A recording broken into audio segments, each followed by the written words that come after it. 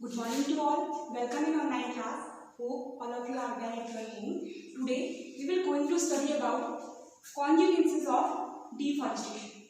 In previous class we studied about in conservation of plants and animals chapter.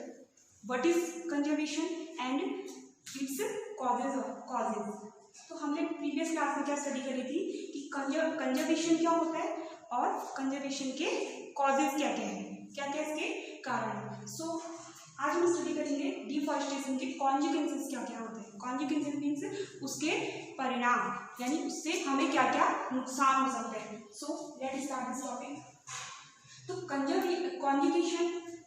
Consequences of deforestation कि जब हम deforestation करते हैं, यानी हम जब ट्रीज को कट करते हैं। डिफॉरेस्टेशन क्या होता है कि clearing of forest, that means cutting of trees and using cleared land for other purposes. यानी जब हम क्या करते हैं, ट्रीज को कट कर देते हैं और उस क्लियर्ड लैंड का किसी अदर पर्पसेज के लिए यूज करते हैं, तो वही क्या है, डिफॉरेस्टेशन। सो डिफॉरेस्टेशन अगर क्रिएट हो जाएगा तो उससे क्या होगा, एज वी नो दैट कि ट्रीज क्या करते हैं, रेनफॉल को अट्रैक्ट करते हैं। ओके, तो रेनफॉल को अट्रैक्ट करते हैं तो इससे क्या होगा, अगर ट्रीज को ही हम कट कर देंगे तो क्या होगा, उस एरिया में रेनफॉल कम हो जाएगी और रेनफॉल के एब्सेंस होने से क्या होगा, वहाँ पे ड्रॉट की कंडीशन क्रिएट हो जाएगी, यानी वहाँ पे सूखा पड़ जाएगा। सो ट्रीज को कट करने से और क्या क्या हो सकता है कि वहाँ पे टेम्परेचर इंक्रीज हो जाएगा, इंक्रीजेज द टेम्परेचर। तो इंक्रीजेज द टेम्परेचर होने से क्या होगा कि जो ट्रीज होते हैं, ये तो आप लोग भी जानते हैं कि जो ट्रीज होते हैं वो क्या करते हैं, वो O2 को रिलीज करते हैं और CO2 को एब्जॉर्ब करते हैं। तो उस रिलीज O2 को क्या करता है, ह्यूमन बीइंग रेस्पिरेशन के लिए यूज करता है, यानी उस O2 को हम क्या करते हैं, हम एब्जॉर्ब करते हैं और उस CO2 को हम रिलीज करते हैं। सो अगर हम डिफॉरेस्टेशन कर देंगे, यानी हम ट्रीज को कट कर देंगे, तो क्या होगा, जो वो CO2 है, यानी जो ह्यूमन बीइंग्स के थ्रू रिलीज करी गई CO2 है, उसे एब्जॉर्ब करने के लिए वहाँ पे प्लांट्स भी तो प्रेजेंट होने चाहिए, क्योंकि प्लांट्स को तो हम ऑलरेडी क्या कर दे रहे हैं, कट कर दे रहे हैं, डिफॉरेस्टेशन क्रिएट कर दे रहे हैं। सो उस रिलीज CO2 का जो लेवल है वो क्या हो जाएगा, वो एकदम से इंक्रीज हो जाएगा। सो इस तरह से CO2 का लेवल इंक्रीज होने से क्या होगा, ग्लोबल वार्मिंग की कंडीशन क्रिएट हो जाएगी। तो ग्लोबल वार्मिंग ये हमने प्रीवियस चैप्टर में भी पढ़ा था कि ग्लोबल वार्मिंग मीन्स ग्लोब का वार्म होना, यानी जैसे ही CO2 का लेवल इंक्रीज हो जाएगा तो क्या होगा, ग्लोबल वार्मिंग की कंडीशन क्रिएट हो जाएगी, यानी हमारे अर्थ के एटमॉस्फेयर का जो टेम्परेचर है वो अचानक से इंक्रीज हो जाएगा और इससे क्या होगा कि जो अर्थ है वहाँ पे क्या हो जाएगा, बहुत ज़्यादा हीटिंग इफेक्ट बढ़ जाएगा और इस हीटिंग इफेक्ट से क्या होगा कि हम ह्यूमन बींग्स ठीक से सर्वाइव नहीं कर पाएंगे। सो इसके और भी बहुत सारे कॉन्सिक्वेंसेस हैं। So main consequences of deforestation is increases the temperature and increases the level of carbon dioxide and pollution level increases. तो इससे क्या होगा, टेम्परेचर इंक्रीज होगा एंड कार्बन डाइऑक्साइड का लेवल इंक्रीज हो जाएगा, जिससे क्या होगा, पॉल्यूशन का लेवल इंक्रीज हो जाएगा। सो इसके नेक्स्ट कॉन्सिक्वेंसेस देखते हैं।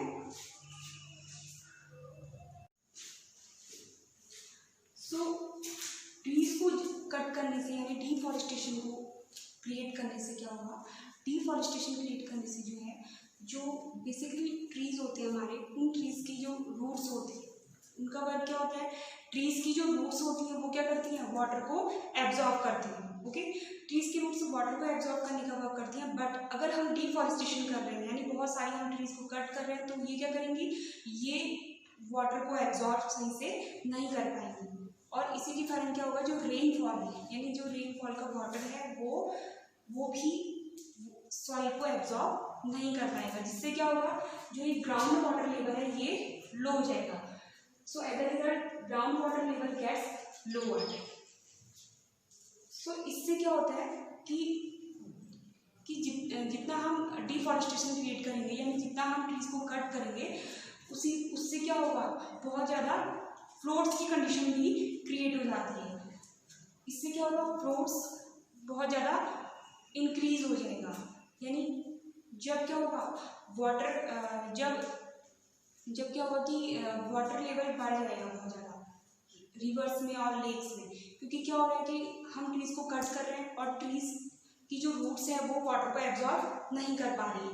इससे क्या होगा, जो सॉइल से जो वाटर है वो सीधे रिवर्स और लेक्स में इंटर करने लग जाएगा और इसी दौरान क्या होगा, फ्लोट्स की कंडीशन क्रिएट हो जाएगी। फ्लोट्स की कंडीशन क्रिएट होने से क्या होगा कि वहाँ पे बहुत ज़्यादा उस नियरेस्ट एरियाज होंगी, जो कोस्टल एरियाज होंगे, वहाँ पे बहुत ज़्यादा इसका हार्मफुल इफेक्ट पड़ सकते हैं। सो कॉन्जुगेटिव्स ऑफ डिफॉरेस्टेशन में जो मेन इफेक्ट है वो क्या होंगे, वो होंगे फ्लोट्स की कंडीशन क्रिएट होगी, ड्रॉट्स की कंडीशन क्रिएट होगी और ग्लोबल वार्मिंग की कंडीशन क्रिएट होगी। So next consequences of deforestation is desertification. Desertification means fertile land gets converted into deserts. It is called desertification.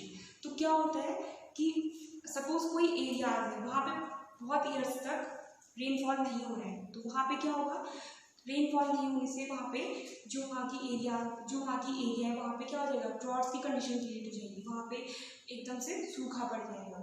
तो वो जो लैंड होगी, यानी वो वहाँ पे फर्टाइल लैंड जो होगी वो किस में कन्वर्ट हो जाएगी, वो हो जाएगी डिजर्ट में कन्वर्ट। यानी फर्टाइल लैंड का डिजर्ट में कन्वर्ट होना ही क्या है, डीसर्टिफिकेशन। फर्टाइल लैंड का डिजर्ट में कन्वर्ट होना ही डीसर्टिफिकेशन कहलाता है।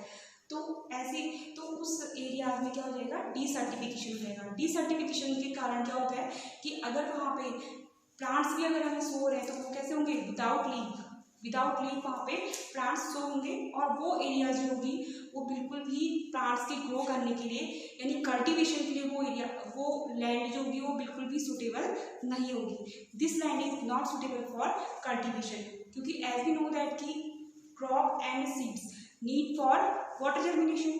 सो जो डीसर्टिफिकेशन वाली एरियाज है, जहाँ पे डीसर्टिफिकेशन हो रहा है, वहाँ पे वो जो लैंड है वो बिल्कुल भी क्रॉप के ग्रो करने के लिए सुटेबल नहीं होगी।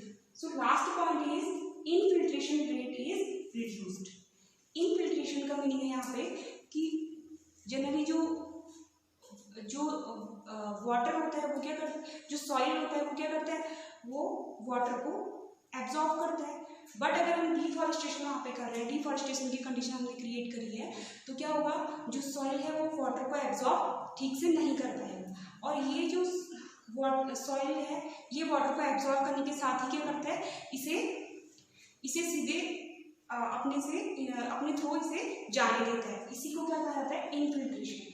बट अगर डिफॉरेस्टेशन हम क्रिएट कर रहे हैं तो वहाँ पे क्या हो जाएगा, इनफिल्ट्रेशन रेट पूरी तरह से रिड्यूस्ड हो जाएगा, बहुत ही कम हो जाएगा और इसी के साथ ये ग्राउंड वाटर का जो लेवल है ये भी लो हो जाएगा, ground water level gets lower. So consequences of deforestation है, जो कॉन्सिक्वेंसेस हैं उसके कारण क्या हो जाएगा, global warming, floods, droughts, infiltration और डीसर्टिफिकेशन की कंडीशंस, सिचुएशंस क्रिएट हो जाती हैं और इस तरह से हमारा जो पूरा इन्वायरमेंटल बैलेंस है वो पूरी तरह से डिक्रीज हो जाता है, इन्वायरमेंटल बैलेंस पूरी तरह से डिस्टर्ब हो जाता है। तो ये थे कॉन्सिक्वेंसेस ऑफ डिफॉरेस्टेशन। डिफॉरेस्टेशन से होने वाले क्या क्या रिजल्ट्स हैं, क्या क्या नुकसान है, तो उनके बारे में हमने स्टडी करी। So after this we will study next topic in the next class. Thank you, have a nice day.